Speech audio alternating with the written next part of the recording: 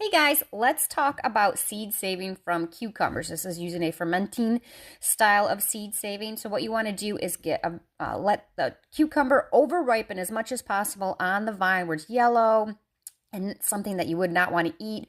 You're going to want to go ahead and make a slice a little off center so that you cut less of the seeds when you're using your knife.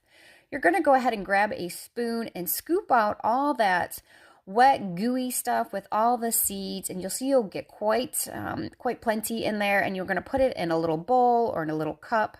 That liquid in seeds is from two different cucumbers.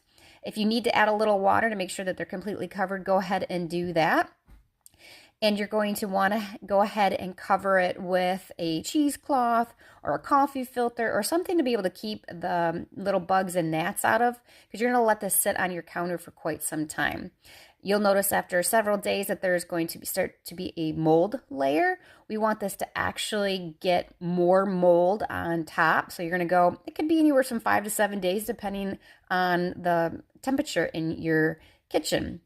This is kind of what we want it to look like, some nasty mold on top. You're going to want to scrape that mold off, put the seeds in a very small colander strainer and rinse it with cold water, and go ahead and put them on a plate to completely dry out. And when it completely dry out, you save them for next year.